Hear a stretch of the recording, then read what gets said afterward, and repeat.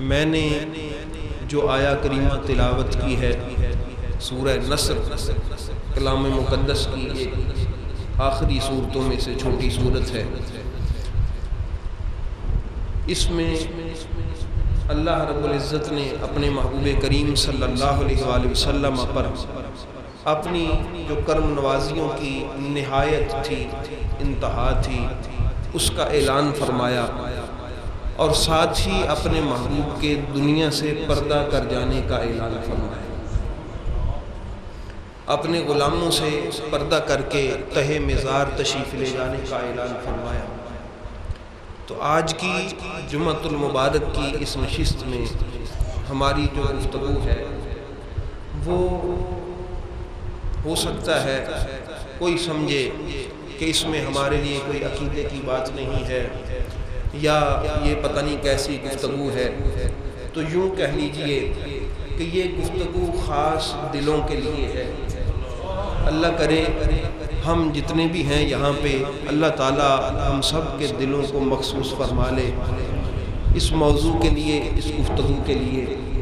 کیونکہ علماء کرام فرماتے ہیں کہ اس گفتگو کے لیے دل پتھر کا ہونا چاہیے تاکہ اس گفتگو کو بیان بھی کیا جا سکے اور سنا بھی جا سکے. اور اللہ سے اس گفتگو کے سننے کی طاقت اور اللہ سے اس کے سننے کی توفیق مانگنا، یہ بھی جناب سیدنا صدیق اکبر رضی اللہ تعالی عنہ کی سنت ہے.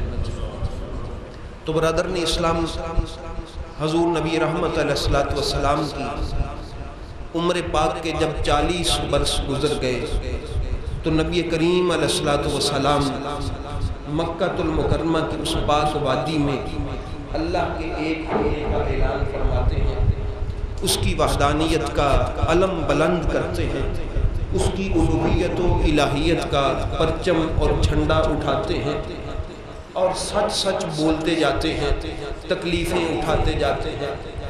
اللہ کے وحدہ لا شریک ہونے کا اعلان کر کے میرے محبوب کبھی پتھر کھاتے ہوئے دکھائی دیتے ہیں، کبھی زخمی ہوتے ہیں، کبھی مکے سے نکالے جاتے ہیں، کبھی 3 سال کے لیے شیب ابی طالب میں آپ کے خاندان اور دوستوں کے ساتھ ان کو قید کر دیا جاتا ہے، کبھی وادی طائف میں اسی مکہ مکرمہ سے نکل کر یہ 13 سال مکے میں نبوت کی شمع جو تھی ان گلیوں میں جلتی رہی. 13 سال اللہ رب العزت کی وحدانیت کا جو تھا وہ آواز اور بول اس کو بالا کرتے رہے، آواز اٹھاتے رہے اور پتھر کھاتے رہے، تکلیفیں برداشت کرتے رہے. اور اسی مکے سے نکل کے کبھی طائف میں جاتے ہیں، کبھی کسی اور وادی میں جاتے ہیں.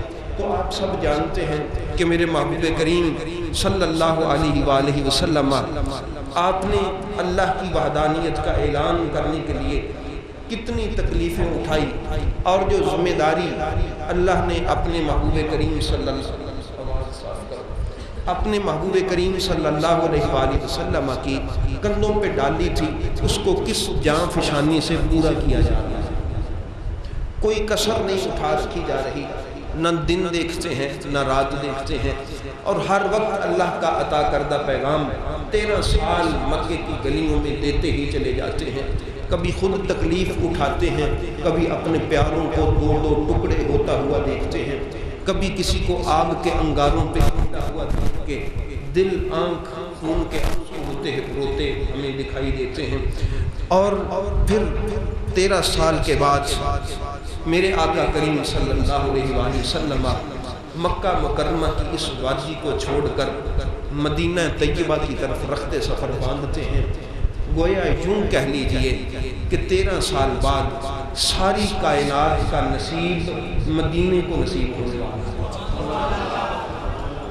یہ جملہ بھی خوبصورت ہوگا کہ اگر یہ کہہ لیا جائے کہ ساری کائنات کا نصیب، کونین کا نصیب مدینے کو نصیب ہونے والا تھا. میرے محبوب کریم صلی اللہ علیہ وآلہ وسلم آپ مدینہ تشریف لے جاتے ہیں. پھر 10 سال میرے آقا کریم علیہ اس پاک وادی میں آپ اللہ کے انوار و تجلیات کو بکھیرتے ہوئے دکھائی دیتے ہیں. رات میرے استاذ گرامی حضرت علامہ مولانا محمد اسلم رضوی صاحب آپ تشریف لائے. آپ ایک بڑی 2011 کا ایک واقعہ بیان کر رہے تھے.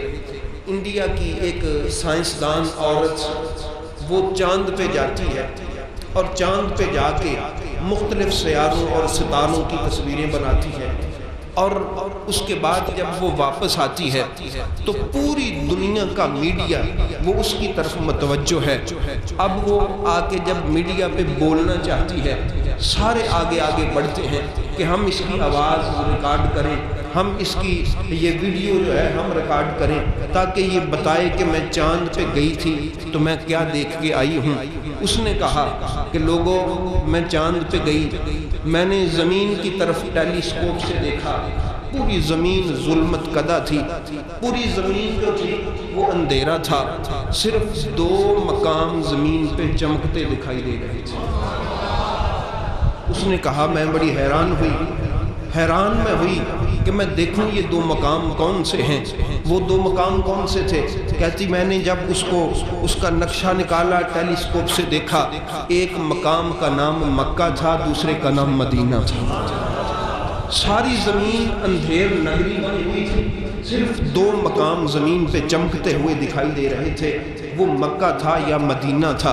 تو برادران اسلام، یہ بات تو میرے استاد گرامی جو تھی انہوں نے بتائی. اس نے جو بتائی تھی، آگے انہوں نے جو اس کے انالیسز کیا، اس کا نتیجہ نکالا. آپ فرما رہے تھے کہ اگر عبادت گاہ ہونے کی وجہ سے مکہ اور مدینہ چمکتے ہیں تو پھر مسجد اقصی کو بھی چمکنا چاہیے. مسجد اقصی بھی عبادت گاہ ہے، اور بھی بہت بڑی بڑی مساجد ہیں دنیا میں جو عبادت گاہیں ہیں جہاں اللہ کو سجدے کیے جاتے ہیں. مکہ صرف عبادت گاہ ہونے کی وجہ سے نہیں چمک رہا تھا، مدینہ صرف عبادت کی وجہ سے نہیں چمک رہا تھا. انہوں نے کہا ہم نے قرآن پڑھا تو ہمیں پتہ چلا، لا اقسم بہذا البلد وانت حل بہذا البلد. اے محبوب، میں اس شہر مکہ کی قسم اس لیے کھاتا ہوں کہ اس میں تیرے قدم لگے ہوئے ہیں. خانہ کعبہ کی وجہ سے نہیں، عبادت کی وجہ سے نہیں، بندگی کی وجہ سے نہیں، یہ عزت و تکریم کے لائق زمین کا ٹکڑا اس لیے ہے کہ اس میں تو چلتا پھرتا ہے. وَأَنْتَ حِلٌّ بِهَذَا الْبَلَدِ. ڈاکٹر طاہر القادری صاحب نے اس کا ترجمہ کیا، وہ کہتے ہیں اس کا ترجمہ یہ بھی ہے، ہل اس کا معنی ہوتا ہے حرکت کرنا، ادھر سے ادھر جانا. کسی نے اس کا ترجمہ کیا بسنا، ٹھہرنا، رہائش اختیار کرنا. تو وہ بھی بڑا خوبصورت ترجمہ ہے کہ اے محبوب، اس لیے اس کی قسمیں کھاتا ہوں کہ تو ان گلیوں میں کبھی ادھر سے ادھر کو جاتا ہے، کبھی ادھر سے ادھر کو آتا ہے. جن گلیوں میں تو چلتا ہے تیرے قدموں کی برکت سے مکہ بھی روشن ہو گیا. پھر تو مدینے جا کے یثرب کی وادی کو تو نے عزت و وقار بخشا، وہ بھی روشن ہو گیا. جہاں تیرے قدم پڑے رب نے اس کو روشن فرما دیا. تو برادران اسلام، دل کی زمین کی روشنی ہو یا اس ظلمت کدہ کی روشنی ہو، روشنی ہوتی وہاں ہی ہے جہاں سیدہ زہرا کے بابا کے قدم لگتے ہیں، یا جہاں نگاہ مصطفیٰ کریم ہوتی ہے وہ زمین روشن ہو جاتی ہے. وہ دل کی زمین ہو یا یہ والی زمین ہو، روشنیاں مدینے والی سرکار ہی بکھیرتی ہوئی دکھائی دیتی ہے. تو برادران اسلام، میرے محبوب کریم صلی اللہ علیہ وآلہ وسلم آپ مدینہ طیبہ تشریف لے گئے، اس کو روشن فرما دیا. مدینہ بیماریوں کا گھر تھا، وہ دار الشفا بن گیا. ادھر میں مدینہ شریف میں تھا، آندھی چلی، ہوا چلی، مٹی اڑ کے آئی. میں نے اپنی عادت کے مطابق وہ جو جب مٹی اڑتی ہے تو انسان ایسے کرتا ہے، کپڑا منہ پہ رکھا. میرے ساتھ میرے دوست ضیاء احمد شاہ صاحب تھے، انہوں نے میرا کپڑا پکڑ کے نیچے کیا، کہنے لگے شاہ جی لمبے لمبے سانس لیں. مجھے یاد آ گیا کہ میرے محبوب کریم صلی اللہ علیہ وسلم کی حدیث پاک تھی کہ مدینے کی مٹی میں بھی شفا ہے. جناب فاروق اعظم رضی اللہ تعالی عنہ آپ گزر رہے تھے، جھاڑو دینے والا جھاڑو دے رہا تھا. آپ نے بھی اپنی جس طرح عادت ہوتی ہے کپڑا اس طرح منہ اور ناک پہ رکھا، تو جھاڑو دینے والے نے روک کے کہا یا امیر المومنین، کیا آپ جانتے نہیں ہیں کہ میرے محبوب نے فرمایا تھا مدینے کی مٹی میں شفا ہے؟ آپ نے فرمایا میں نے اپنے محبوب کا فرمان نہیں سنا. فرمانے لگے میں نے جو سنا دیا ہے. جناب فاروق اعظم لمبے لمبے سانس لینے لگے. کہ یہ مٹی کسی طرح میرے اندر چلی جائے۔ تو برادران اسلام کتنا مختلف معاملہ ہے کہ یہ جو مٹی ہے پاکستان کی ہو، ہندوستان کی ہو، امریکہ کی ہو، افریقہ کی ہو، جو کوئی بھی ہو، جب یہ اندر جاتی ہے تو بیماریاں بڑھتی ہیں، پھیپھڑے خراب ہوتے ہیں۔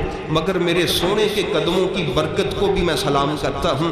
کیا عظیم و شان قدم ہے کہ جہاں اس وقت قدم لگ چکے تھے، جناب فاروق اعظم رضی اللہ تعالیٰ عنہ نے سانس لے کے کائنات والوں کو بتا دیا کہ لوگوں اس مٹی سے منہ پہ کپڑا نہیں رکھتے، مگر اگر کبھی آندھی آئے، کبھی مٹی اڑے تو لمبے لمبے سانس لو، یہ مٹی تمہارے اندر جائے گی، اندر کی بیماریاں بھی دور ہوں گی، باہر کی بیماریاں بھی دور ہوں گی۔ تو یہ مدینہ طیبہ کی برکت ہے۔ تو اس لیے برادران اسلام مدینہ طیبہ میں میرے محبوب کریم صلی اللہ علیہ وآلہ وسلم نے قدم مبارک جب ٹکایا تو اس کو بقع نور بنا دیا، اس کو انوار و تجلیات کی مرکز گاہ بنا دیا۔ تو برادران اسلام حضور نبی کریم علیہ السلام نے اعلان فرمایا، آقا کریم، اور یاد رکھیں کوئی بھی آدمی، کوئی بھی انسان جب کسی جگہ پہ کسی کام کے لیے جاتا ہے تو جب مقصد پورا ہوتا ہے تو وہ پورا کر کے واپس آتا ہے۔ آپ کسان کو لے لیں، کسان کھیتوں میں جاتا ہے، وہ وہاں پہ بیج بوتا ہے، پھر وہ بار بار اس کی طرف جاتا ہے، کبھی اس کو پانی لگاتا ہے، کبھی اس کو کچھ کرتا ہے، کبھی اس کی وہ گوڈی کرتا ہے، اس کی جڑی بوٹیاں تلف کرتا ہے، کبھی کھاد ڈالتا ہے، کبھی کچھ کرتا ہے۔ جب فصل پک جاتی ہے وہ اس کو نکال لیتا ہے، گندم جو ہے اس کو نکال کے حاصل کر لیتا ہے، اب اس کا مقصد پورا ہو چکا، اب وہ اپنے مقصد کو لے کے واپس اپنے گھر آتا ہے۔ برادران اسلام میرے محبوب بھی لامکان سے آئے تھے، اس کا دیش یہ نہیں تھا، وہ کسی اور دیش سے آئے تھے۔ مقصد تھا اللہ کی مخلوق کو گمراہیوں سے اٹھا کر نور کی ہدایت کے نور میں لا کے کھڑا کرنا، جہنم سے نکال کر جنت میں کھڑا کرنا۔ میرے محبوب کریم صلی اللہ علیہ وسلم نے جب وہ مقصد پورا کر دیا، اب میرے محبوب کے واپس جانے کا ٹائم ہوا، تو اس کا میں ذرا اس انداز سے آپ کے سامنے بیان کرنا چاہوں گا کہ میرے محبوب کس انداز سے اس دار فانی کو چھوڑ کے دار بقا کی طرف تشریف لے جاتے ہیں۔ 10 ہجری آتی ہے، میرے محبوب اعلان فرماتے ہیں کہ لوگوں میں حج کے لیے جا رہا ہوں، جس کا جی چاہے میرے ساتھ حج کرنے کے لیے چلے۔ بس میرے محبوب کی زبان بابرکت سے بات نکلنے کی دیر تھی کہ خبر جنگل کی آگ کی طرح پورے مدینے میں، پورے عرب میں پھیل گئی۔ 1 لاکھ لوگوں کا قافلہ مدینہ شریف میں جمع ہونے لگا، اور میرے نبی کریم صلی اللہ علیہ وسلم 1 لاکھ لوگوں کا قافلہ لے کر ظہر یا عصر کی نماز کے بعد مدینہ طیبہ سے باہر نکلتے ہیں۔ اب جہاں سے گزرتے ہیں ساتھ ساتھ وادیوں والے بھی شامل ہوتے ہیں۔ جب مدینے سے نکل کے رستے میں آگے گزرتے ہیں تو 1.25 لاکھ مسلمانوں کا قافلہ ہو گیا۔ 1.25 لاکھ میرے محبوب کے صحابی ساتھ ہیں۔ کیا شان ہوگی کہ میرے محبوب کعبے کا کعبہ آج کعبے کی طرف جا رہا ہے، اور ساتھ میں عشاقان مصطفیٰ جا رہے ہیں۔ کیا وارفتگی ہوگی، کیا ان کا عقیدت کا انداز ہوگا۔ میرے محبوب چلتے جاتے ہیں، صحابہ ساتھ ساتھ چلتے جاتے ہیں۔ جب کبھی پہاڑی آتی ہے تو میرے محبوب نعرہ تکبیر بلند کرتے ہیں۔ 1.25 لاکھ صحابی جب نعرہ تکبیر لگاتا ہوگا تو راستے کی وادیاں اللہ کی وحدانیت کے نعرے سے گونج اٹھی ہوں گی۔ اب میرے محبوب منزلیں طے کرتے ہوئے جب مکے میں داخل ہوتے ہیں تو آنکھوں میں آنسو ہے۔ یہ وہی مکہ ہے جہاں سے ہمیں کبھی کافروں نے نکال دیا تھا۔ آج اللہ نے کس شان سے ہمیں مکے کا داخلہ عطا فرمایا۔ آج 1.25 لاکھ صحابی تن پر 2 کپڑے میرے محبوب کا ساتھ مکے میں داخل ہوئے، خانہ کعبہ کا طواف کیا۔ برادران اسلام اس وقت ابھی کافروں کو مکے سے نکالا نہیں گیا تھا، جو غیر مسلم تھے ان کا ابھی داخلہ وہاں پر جائز تھا۔ اب میرے محبوب کریم صلی اللہ علیہ وسلم حج کے لیے جب آئے، سرکار دو عالم علیہ السلام کے صحابہ سے اپنے سے فرمانے لگے، صحابہ ایسا کرو، ایک ایک کندھا اپنا ننگا کر لو، ایک ایک کندھا کیا کرو، ننگا کر لو، اور تم وہاں پر محنت کرتے رہے۔ مشقت کرتے رہے، تم وہاں پر اتنے سال پریشانیوں میں مبتلا رہے، جنگوں میں مبتلا رہے، آپ محنتوں میں مبتلا رہے، تمہارے جسم کچھ کمزور پڑ چکے ہیں۔ یہ جو کفار ہیں یہ کہیں یہ نہ سمجھ لیں کہ محمد کے غلام تو کمزور ہیں۔ میرے محبوب نے فرمایا صحابہ ایک ایک کندھا ننگا کرو اور اس خانہ کعبہ کے ارد گرد ذرا اکڑ اکڑ کے چلا، اکڑ اکڑ کے۔ وہ نبی جو اللہ کا یہ پیغام لے کے آتا ہے وَلَا تَمْشِ فِي الْأَرْضِ مَرْحًا، کہ لوگوں اس زمین پہ اکڑ کے نہیں چلنا۔ آج وہی نبی اپنے غلاموں کی شان کے لیے کہ کہیں کوئی یہ نہ کہے کہ محمد کے غلام مدینے سے کمزور ہو کے آئے ہیں۔ برادران اسلام، جب اتنا بڑی جوان حضرت کے اعظم اس انداز پہ چلے ہوں گے تو آسمان سے اس نگاہ سے جناب حضرت کے اعظم رضی اللہ تعالیٰ عنہ دیکھا ہوگا۔ تو برادران اسلام، وہ دور گزر گیا، اب وہ دور نہیں ہے۔ اب مکے میں کافر نہیں ہے، اب مکے میں مشرک نہیں ہے، اب پورا مکہ مسلمانوں سے بھرا ہوا ہے۔ کوئی کافر نہیں جو مسلمانوں کو دیکھنے والا ہو۔ میرا رب فرماتا ہے مکے میں داخل ہونے والے، آج بھی آ میرے مصطفیٰ کے غلاموں کی ادا کو ادا کر۔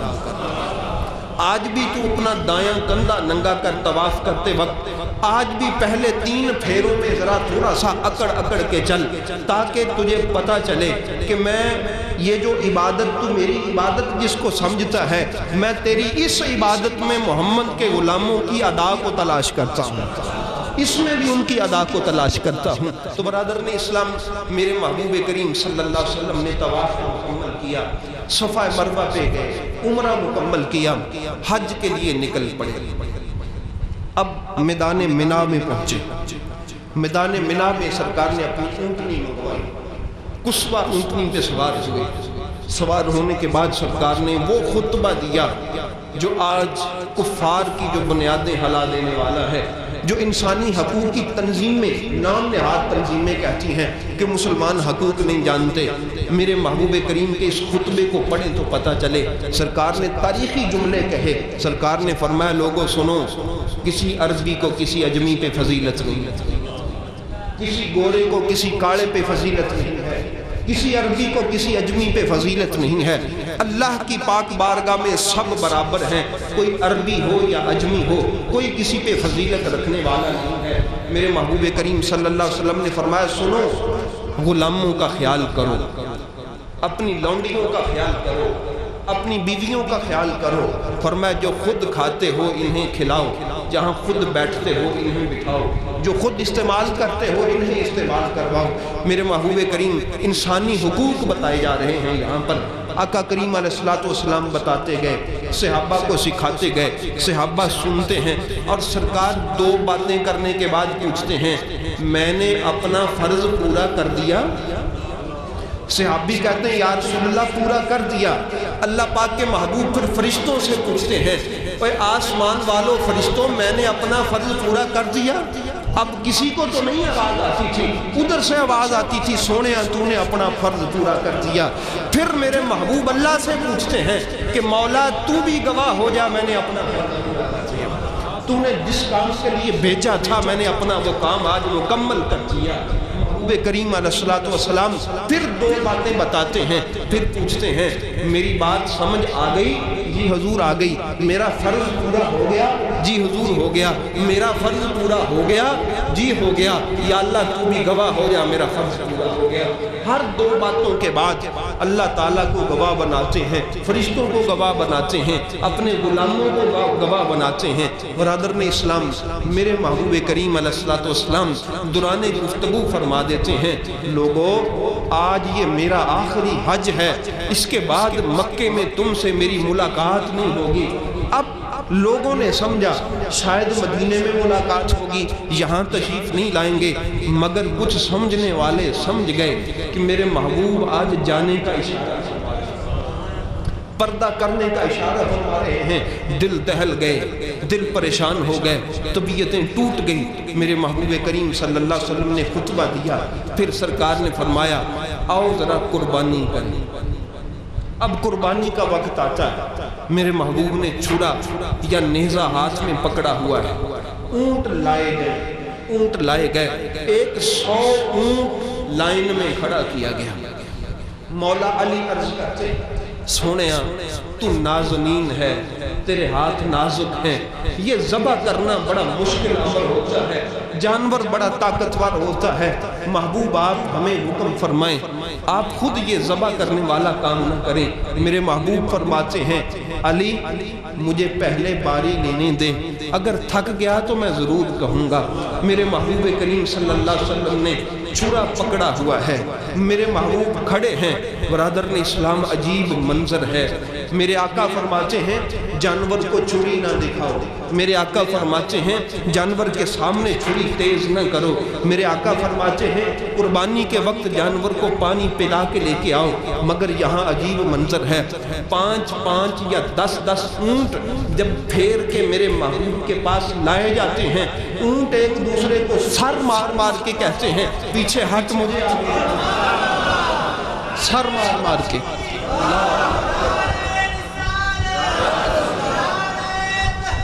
ہاتھ چاہے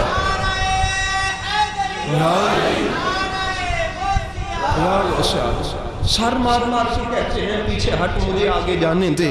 ہر کوئی پہلے باری لینے کے چکر میں ہے۔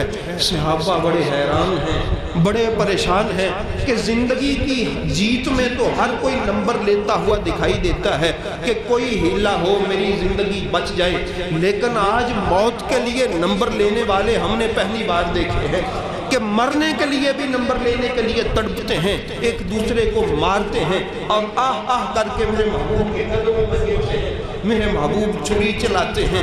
خدا کی قسم کوئی اونٹ آواز نہیں نکالتا، کوئی اونٹ پاؤں نہیں ہلاتا، کوئی اونٹ تڑپ کے نہیں دکھاتا اور کہتا ہے سونا چھری پھیر تاکہ پتہ چلے ادب والے کیسے ہوتے ہیں۔ جانور ادب کر کے دکھاتے، تاریخ اس بات کی گواہ ہے، میرے محبوب کے قدموں میں اونٹ آ آ کے گرتے جاتے ہیں، میرے محبوب چھری چلاتے جاتے ہیں اور اونٹ تڑپتے نہیں ہیں، آواز نہیں نکالتے۔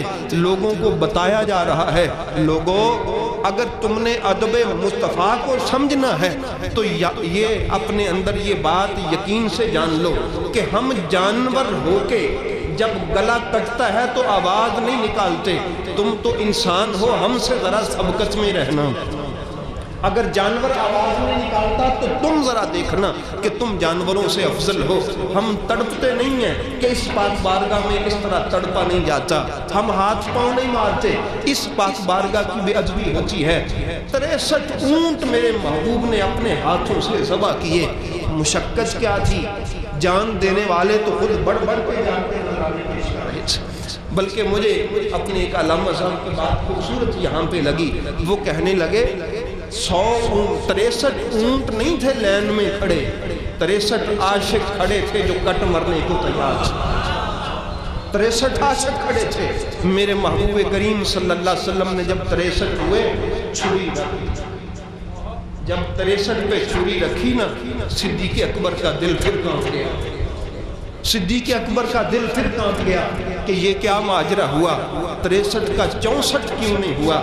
میرے محبوب نے خاموشی میں التجا کی، مولا 63 برس میں تیرے دین کو کندھوں پہ اٹھا کے کبھی مکے میں پھرتا رہا، کبھی مدینے میں، کبھی حنین میں، کبھی بدر میں، کبھی تبوک میں، کبھی کسی وادی میں تیرے دین کو پروان چڑھاتا رہا۔ مولا اگر اس کے باوجود بھی مجھ سے کہیں کوئی کمی رہ گئی ہو، مجھ سے کہیں کوئی کمی رہ گئی ہو تو 1 سال کے بدلے میں 1 جان پیش کرتا ہوں، 1 سال کے بدلے میں 1 جان پیش کرتا ہوں۔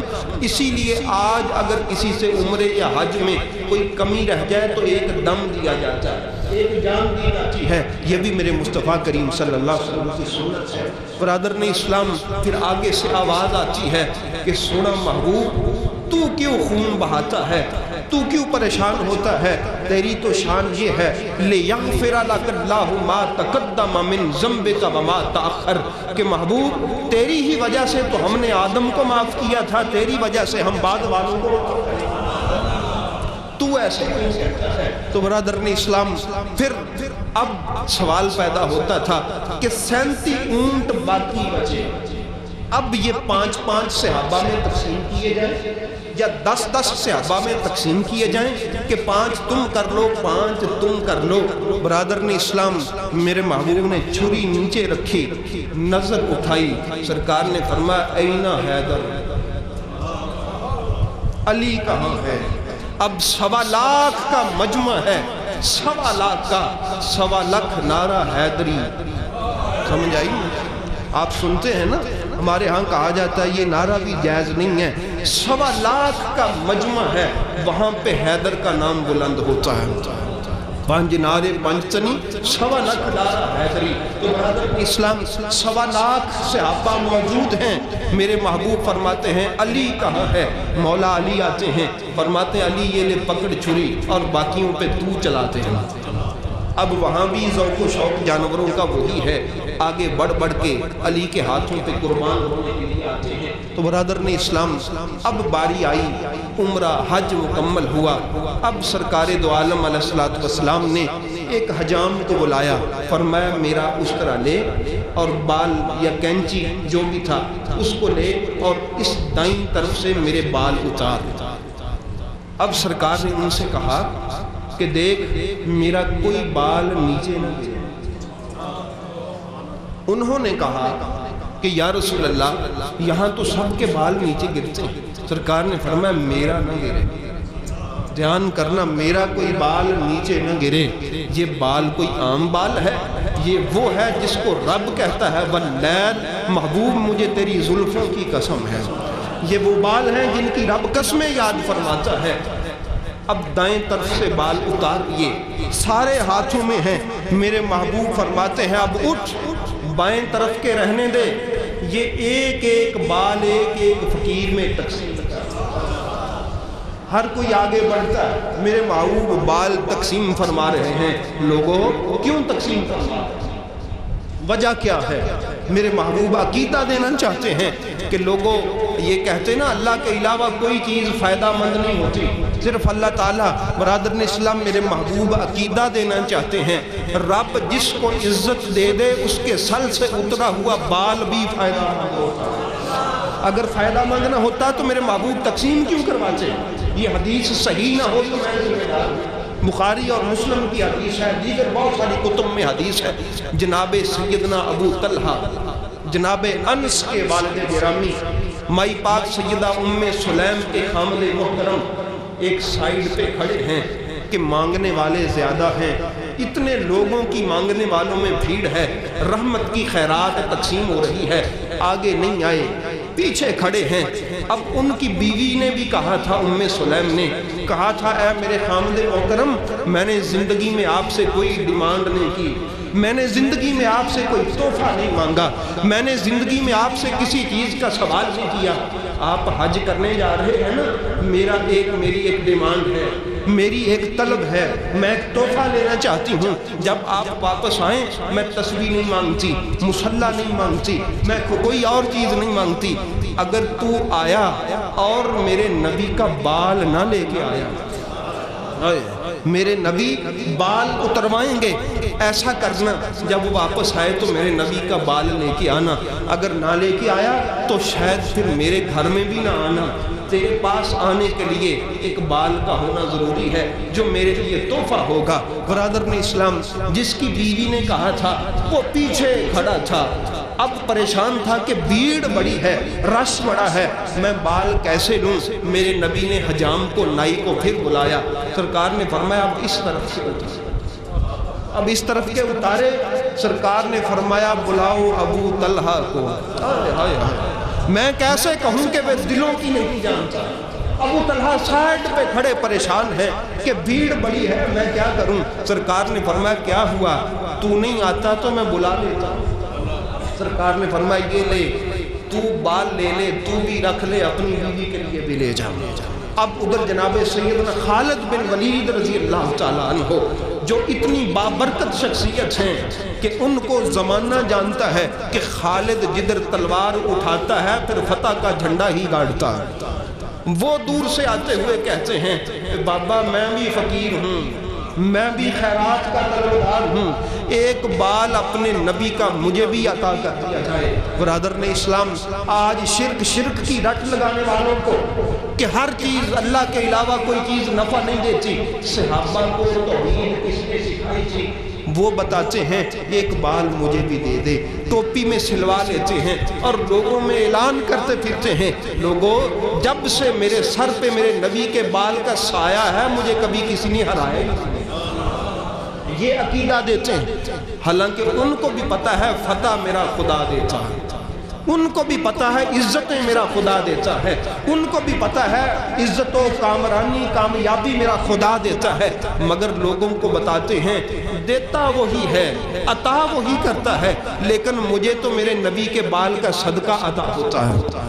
تو اس لیے برادران اسلام، یہ میرے محبوب کریم صلی اللہ علیہ وسلم عطا کرتے جا رہے ہیں۔ اس کے بعد میرے آقا کریم صلی اللہ علیہ وسلم نے واپس مکہ مکرمہ تشریف لائے، آپ نے عمرہ کیا۔ جب واپس چلے گئے درمیان میں میرے آقا کریم علیہ السلام نے ایک اور خطبہ ارشاد فرمایا، بڑا مشہور خطبہ تھا، کیونکہ سرکار نے کچھ دیر پہلے یمن میں مولا علی کو قاضی بنا کے بھیجا تھا، تو کچھ لوگوں نے مولا علی کی شکایتیں لگائی کہ ہمیں یہ شکایت ہے، ہمیں یہ شکایت ہے، ہمیں یہ شکایت ہے۔ میرے محبوب نے کوئی جواب نہیں دیا، خاموشی سے سب کی شکایتیں سنتے رہے، سب کی شکایتیں سنتے رہے، خاموش رہے۔ جب وہ مقام آیا میرے محبوب نے وہاں پہ پھر ڈیرا لگایا، مقام غدیر خم پہ سرکار نے مولا علی کا ہاتھ پکڑ کے بس یہ اعلان فرمایا، لوگوں سنو، من کنت مولا، جس کا میں وارث ہوں نا، فعلی مولا، اس کا علی وارث ہے۔ جس کا میں مولا ہوں اس کا علی مولا ہے، جس کا میں وارث ہوں اس کا علی وارث ہے۔ جو مجھ سے محبت کرے وہ علی سے محبت کرے، جو اس سے دشمنی کرے وہ مجھ سے دشمنی کرے۔ اب میرے محبوب نے جب اعلان فرمایا، سب سے پہلے تاجدار عدالت اٹھے، جناب فاروق اعظم اٹھے، مولا علی کا ہاتھ پکڑ کے بلند کر کے کہا کہ اے علی ابن طالب، بخ بخ لکا وحنیئا لکا انت مولایا مولا کل مومن و مؤمنۃ، فرمایا کہ اے علی تمہیں مبارک ہو، تم میرا بھی مولا ہے۔ وہ کیا ہے؟ میرا بھی مولا ہے، اور قیامت تک آنے والے سارے مومنین اور مومنات کا بھی مولا ہے۔ کیوں ہم تجھے مولا نہ مانے؟ تجھے میرے محبوب نے جو مولا بنایا ہے۔ آج کہا جاتا ہے تم ان کو ہی مولا علی کیوں کہتے ہو؟ تو جس کو مولا بنا دیا ہم نے اسے مولا مان دیا۔ تو برادران اسلام، اب واپس آتے میرے محبوب کریم صلی اللہ علیہ وسلم اکثر سبحان اللہ و بحمدہ سبحان اللہ العظیم استغفر اللہ یہ تسبیح کرتے ہوئے دکھائی دیتے ہیں۔ ام المومنین ام سلمہ فرماتی ہیں، عرض کرتی ہیں، سونیا آج کل آپ کی طبیعت بدلی سی ہے، آپ اکثر استغفار کرتے ہوئے سنائی دیتے ہیں۔ میرے محبوب خاموش ہیں۔ پھر وہ پوچھتی ہیں کہ محبوب خاموشی سے کہیں تیاری تو نہیں ہو رہی؟ میرے محبوب پھر خاموش ہیں، بس استغفار میں لگے ہوئے ہیں۔ اب میرے محبوب جنت البقیع میں جاتے ہیں، سفر کا مہینہ، جنت البقیع میں جا کے ان کے لیے دعائیں کرتے ہیں۔ کبھی غزوہ احد جہاں ہوا تھا، شہداء احد کی قبروں پہ جاتے ہیں، وہاں پہ جا کے دعائیں کرتے ہیں تاکہ آنے والی نسلوں کو پتہ چل جائے کہ قبرستان میں جایا بھی کرتے ہیں اور دعائیں بھی مانگتے ہیں۔ ان قبرستان والوں کے لیے دعائیں مانگا کرتے ہیں، یا اللہ ان کی بخشش فرما، ان کی مغفرت فرما۔ یہ میرے محبوب نے سنت بنا دی۔ المختصر برادران اسلام، اب سفر کا مہینہ ختم ہونے والا، اب 2 ربیع الاول آنے والا، وہ 2 ربیع الاول جس میں صحابہ کے دل تڑپ اٹھے تھے، جس میں ان کی دنیا میں اندھیر نگری چھا گئی تھی۔ اب میرے محبوب کریم صلی اللہ علیہ وآلہ وسلم جنت البقیع سے واپس آئے، صرف ایک بار وہاں مسکرائے میرے محبوب، یا 2 بار، یہ میں آپ کو بتاتا ہوں۔ گھر میں آئے، سرکار فرماتے ہیں عائشہ تم نے سر کیوں پکڑا ہوا ہے؟ عرض کی حضور میرے سر میں بڑا درد ہے۔ سرکار نے فرمایا میرے بھی بڑا درد ہے۔ میرے بھی بڑا درد ہے۔ عرض کی حضور میرے درد ہے۔ آگے سے میرے محبوب نے فرمایا عائشہ اگر تیرے سر میں درد ہے تو تو مر جائے گی، پھر میں تمہیں غسل دوں گا، کفن پہناؤں گا، پھر میں تمہارا جنازہ پڑھوں گا، تمہیں دفنا دوں گا۔ تو برادران اسلام یہ میاں بیوی کا آپس کے محبت والے معاملات تھے۔ وہ چونکہ بیوی بھی تھی، عرض کرتی ہیں بس آپ کو میرے مرنے کا ہی ہے، آپ میرا کیا کریں گے، میرے بعد آپ ایک اور شادی کر لیں گے۔ برادران اسلام تب صرف میرے محبوب مسکرائے، سرکار نے فرمایا عائشہ میرے سر میں بڑا درد ہے۔ تو وہ آخری لمحات تھے، میرے محبوب کریم صلی اللہ علیہ وسلم بستر علالت کے لے کے آتے ہیں، اذان ہوتی ہے، نماز کا وقت ہوتا ہے، جناب بلال آتے ہیں، یا رسول اللہ نماز کا وقت ہو چکا، سرکار نہیں اٹھتے۔ 3 بار سرکار نے پوچھا نماز پڑھ لی، حضور نہیں پڑھی۔ سرکار حضرت بلال آئے، فرمایا بلال جاؤ مرو ابا بکر ان یصلی بالناس، ابو بکر کو کہو میرا مصلی سنبھال لے، ابو بکر کو کہو میری جگہ پہ کھڑا ہو جائے، ابو بکر کو کہو کہ میری جگہ پہ امام بن جائے، کیونکہ میں پسند نہیں کرتا کہ ابو بکر کی موجودگی میں کوئی میری جگہ پہ کھڑا ہو سکے۔ یہ میرے محبوب ہے۔ اماں جی عائشہ صدیقہ عرض کرنے لگی حضور ابو بکر پڑھ نہیں سکے، ابو بکر بول نہیں سکے گا، ابو بکر سے یہ برداشت نہیں ہو سکے گا، آپ عمر کو کہہ دیں۔ حضرت سیدہ حفصہ کو سفارش کے لیے کہا، سرکار نے فرمایا تم بیبیاں جو ہو نا وہ پریشان کرتی ہو، مائی زلیخا والا تمہارا حال ہے، پیچھے ہٹ جاؤ، بلال جاؤ ابو بکر کو کہو کہ میرا مصلی سنبھال۔ اب برادران اسلام جناب صدیق اکبر حضرت بلال نے دونوں ہاتھ سر پہ رکھے ہوئے، اور الفاظ آج بھی آن دی ریکارڈ موجود ہیں۔ الفاظ کیا ہیں؟ ہائے میری ماں نے مجھے پیدا ہوتے وقت ہی کاش میں مر گیا ہوتا، میں زندہ کیوں رہا؟ آج میرے محبوب کمرے سے باہر نہیں آ رہے، آج میں کس طرح اس مصلی کو دیکھوں گا؟ تاجدار صدارت مصلی پہ کھڑے ہوتے ہیں، ہچکیاں بند جاتی ہیں، دل پریشان ہیں، دل تڑپتے ہیں، صحابہ رو رہے ہیں اور نماز بھی ادا ہو رہی ہے، میرے محبوب کمرے میں ہیں۔ صحابہ نے رو رو کے نماز پڑھی، کس کی یاد میں؟ اللہ کی یاد میں۔ وہ روتے رہے اللہ کے لیے؟ نہیں برادر اسلام، وہ روتے رہے اللہ کے محبوب کے لیے۔ نماز پڑھی جا رہی ہے، صحابہ رو رہے ہیں، آوازیں آ رہی ہیں رونے کی، صحابہ روتے جا رہے ہیں، نماز پڑھانے والا بھی رو رہا ہے، نماز پڑھنے والے بھی رو رہے ہیں۔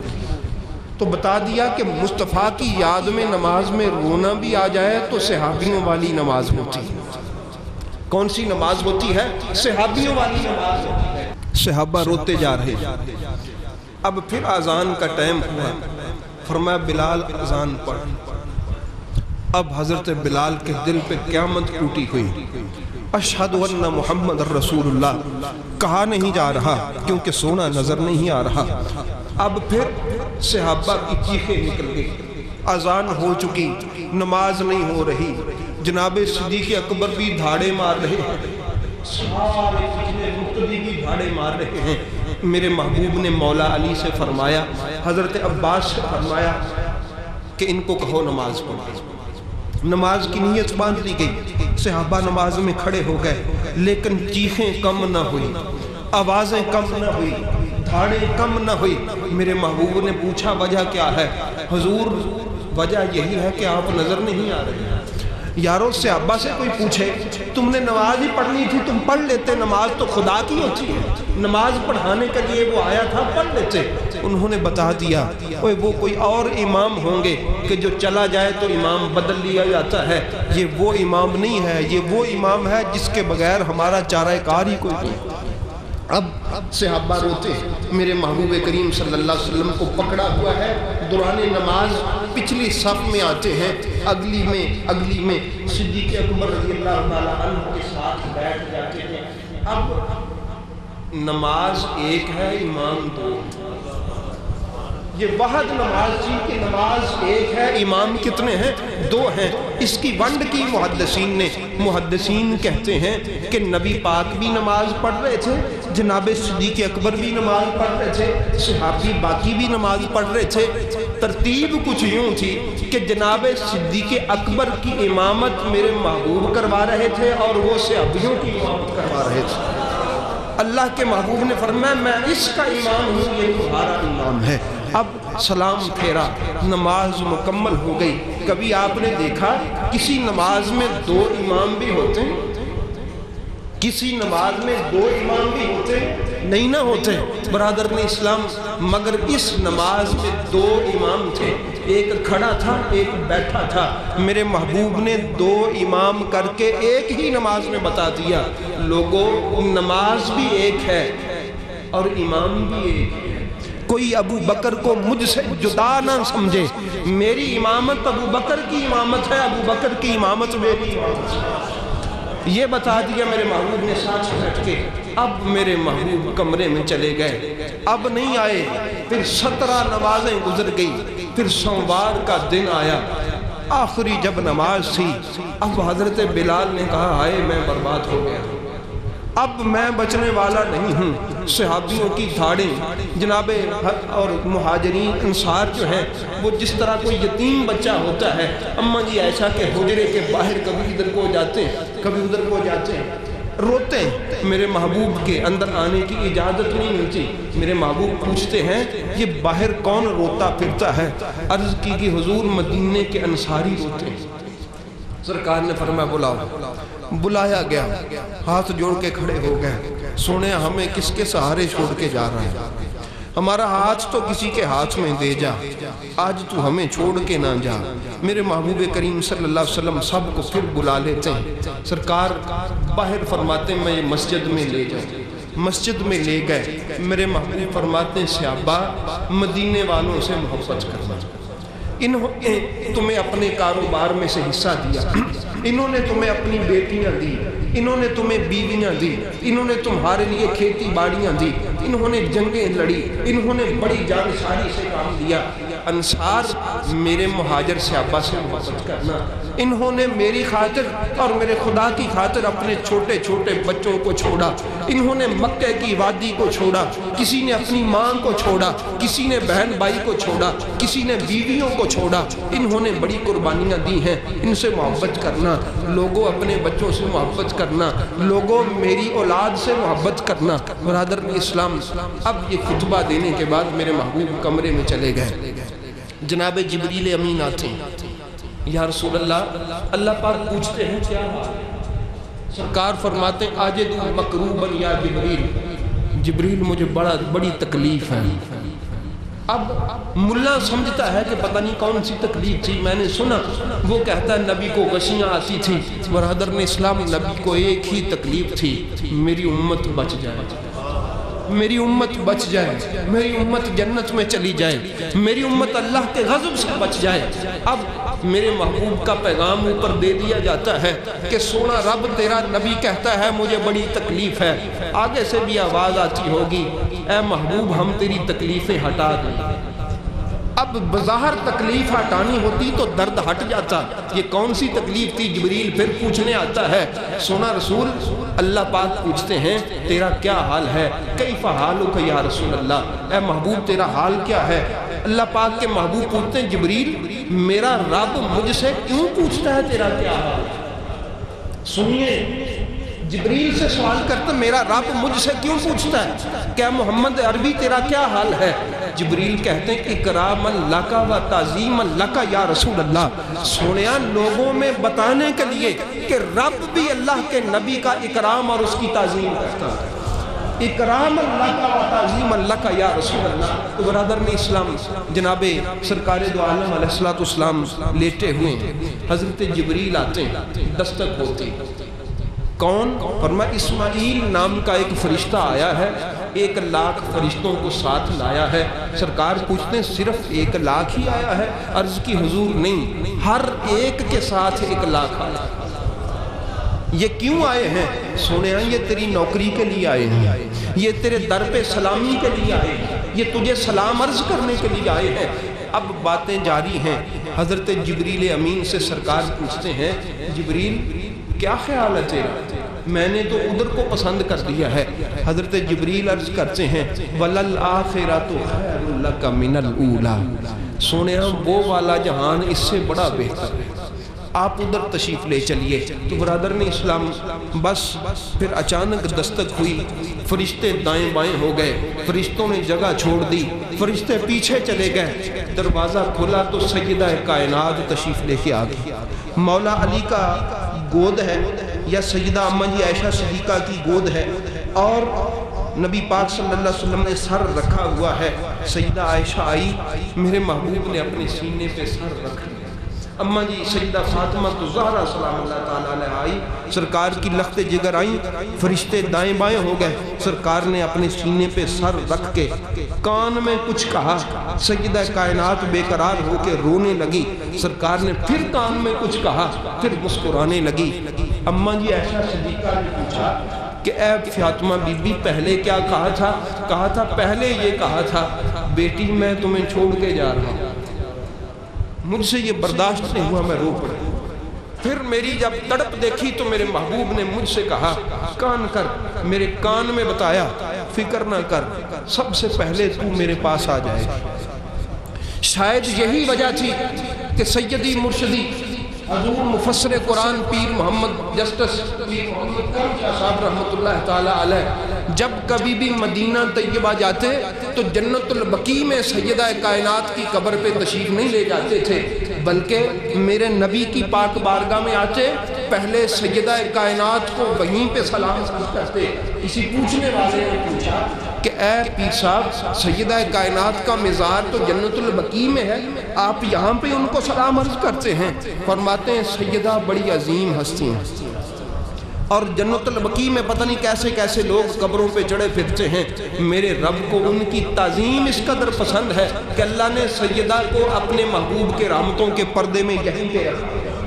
اور سرکار نے بھی فرمایا تھا کہ اے میری بیٹی تو سب سے پہلے میرے پاس آنے والی ہے۔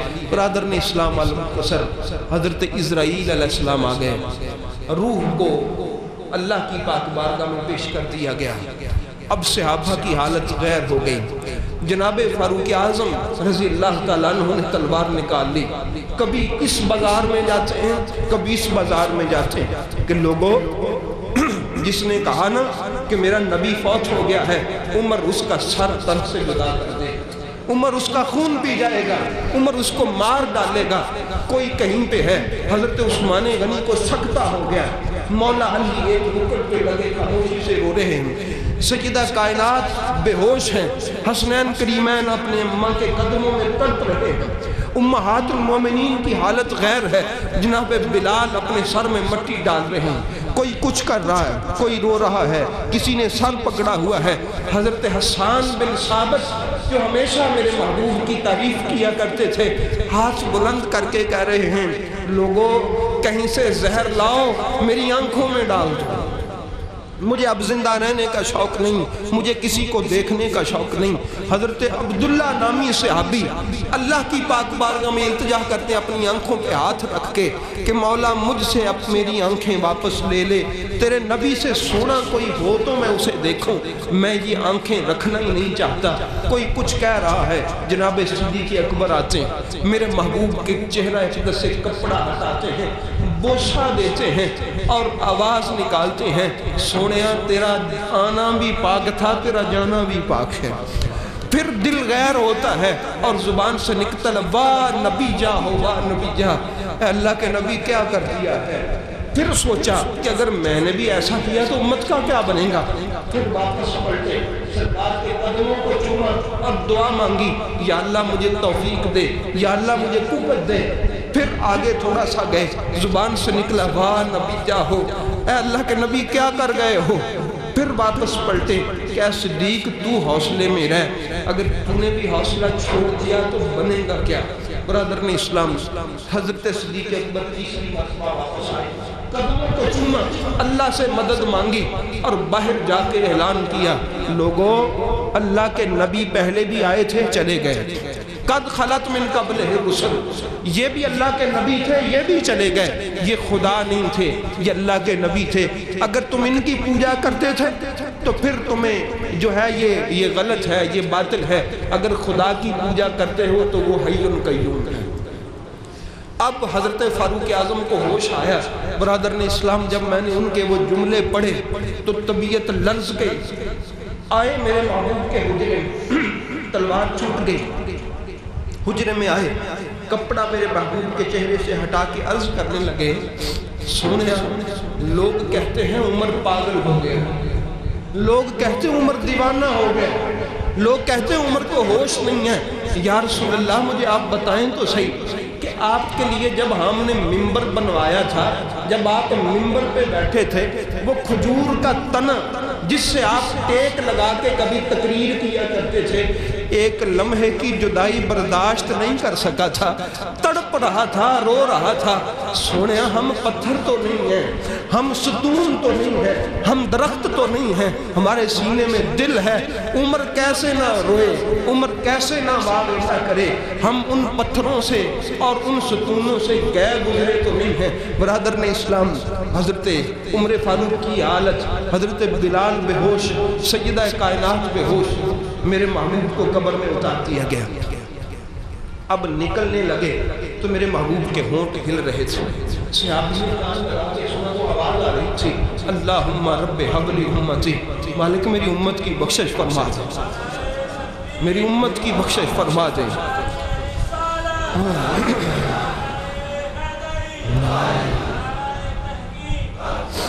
سرکار نے اسی لیے فرمایا تھا، اے میرے امتی کو سنو، حیاتی خیر لکم و مماتی خیر لکم، انا فارت لکم، میرا دنیا میں رہنا بھی بہتر، میرا چلے جانا بھی بہتر، انا فارت لکم، اور میں اگے جا کے تاڑلی انتظام کراں گا، میں تمہیں بچانے کا، تمہیں بخشش کا، تمہاری مغفرت کا، تمہیں جنت میں جانے کا انتظام کروں گا وہاں پر جا کر۔ برادر نے اسلام مٹی ڈال دی گئی، سیدہ کائنات قبر پہ آتی ہیں، حضرت انس کو مخاطب کر کے کہتی ہیں کہ اے انس، تو نے کیسے برداشت کیا کہ میرے بابا کی قبر پہ مٹی ڈال دیا، تجھ سے کیسے یہ برداشت ہوا؟ تو برادر نے اسلام، سیدہ کائنات روتی ہیں، حسنین کریمین روتے ہیں۔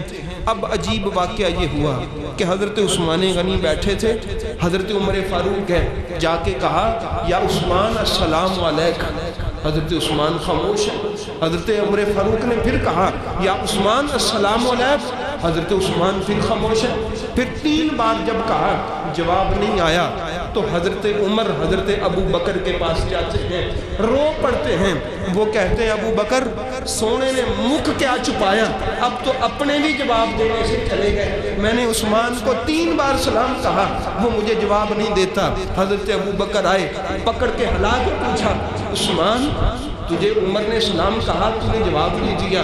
حضرت عثمان غنی مولا علی سے مخاطب ہو کے کہتے ہیں علی ابو بکر کو بتا میں نے سنا نہیں، جس کے ساتھ دل زندہ تھا وہ چلا گیا، جس کے ساتھ آنکھیں دیکھتی تھی وہ چلا گیا، جس کے ساتھ کان سنتے تھے وہ چلا گیا، مجھے نہیں پتا مجھے کون کیا کہتا ہے، میں نے عمر تیرا سلام سنا ہوتا تو تجھے جواب دیا ہوتا۔ تو برادر نے اسلام، یہ صحابہ کی کیفیت تھی۔